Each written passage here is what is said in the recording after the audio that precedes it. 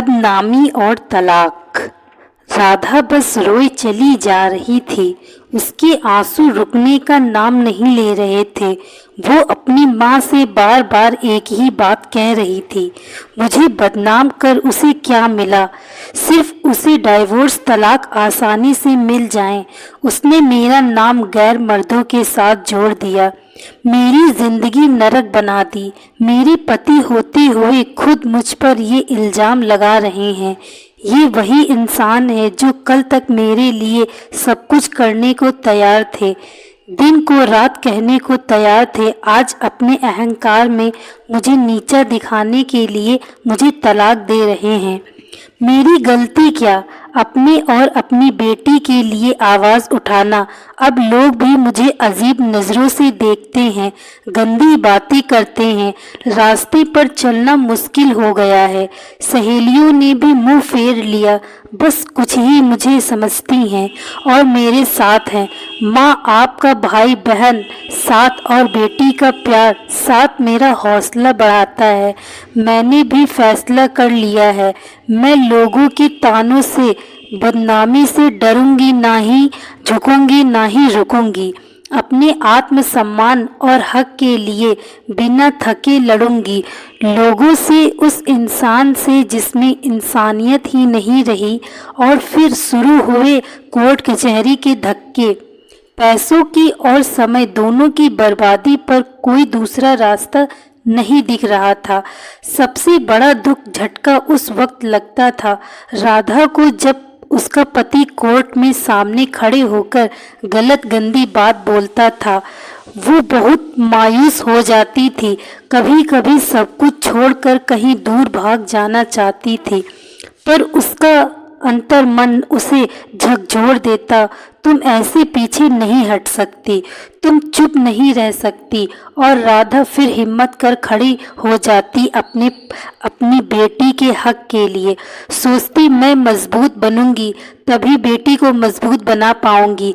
जैसे जैसे कोर्ट में केस आगे बढ़ रहा था, राधा का आत्मविश्वास भी बढ़ता जा रहा था। राधा बेझिझक अपना काम करने लगी थी।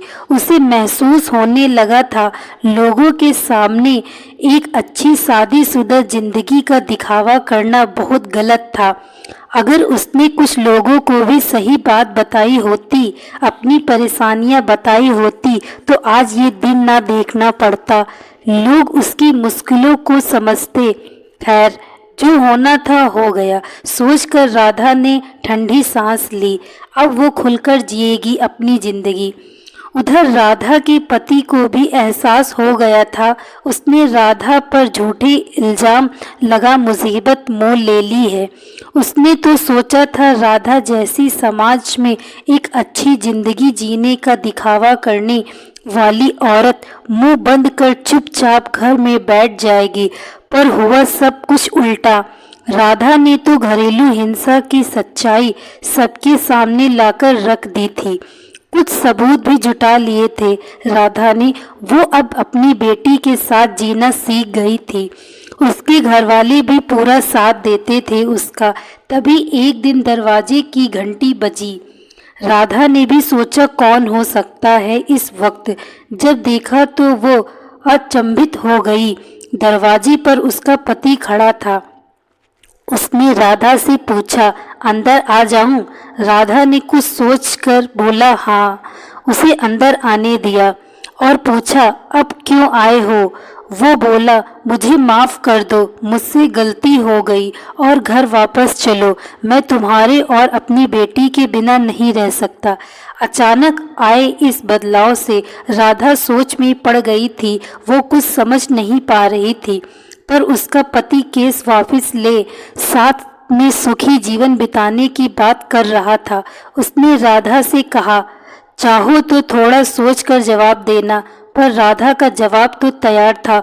उसने साथ जाने से मना कर दिया और बेटी ने भी बोल दिया, मैं मम्मी के साथ ही रहूंगी। राधा का पति ये बोलकर तुम ठीक नहीं कर रही हो, वहां से चला गया। पूरी रात वो सोचती रही, उसने गलत निर्णय तो नहीं लिया? क्या मुझे अपनी बेटी के अच्छे भविष्य के लिए साथ चले जाना था? बेटी को तो माँ पापा दोनों मिल जाते। शायद सच में उनकी सोच बदल गई हो। सोचते सोचते सुबह हो गई। सब घर वाले भी सोच में थे, क्या किया जाए। इंसान बदल भी तो सकता है, पर सबने समझदारी दिखा कुछ दिन इंतजार करने का सोचा। तभी केस की तारीख भी आ गई। राधा ने सोचा था आज के पति के व्यवहार से पक्का निर्णय ले लेगी, और जो हुआ सोच से बाहर था। पति का वही रूप पाया। राधा आज भी अपनी बेटी के लिए लड़ रही है। बस एक बात सोचती है, उस दिन उसका पति बदला रूप ले घर क्यों आया था? क्या साथ जाना सही था, या अपने हक, अपने आत्मसम्मान के लिए लड़ना? दोस्तों, मैं आशा करती हूँ आपको यह कहानी अच्छी लगी होगी। यदि कहानी अच्छी लगी हो तो वीडियो को लाइक तथा चैनल को सब्सक्राइब अवश्य करें। Thank you so much watching this video.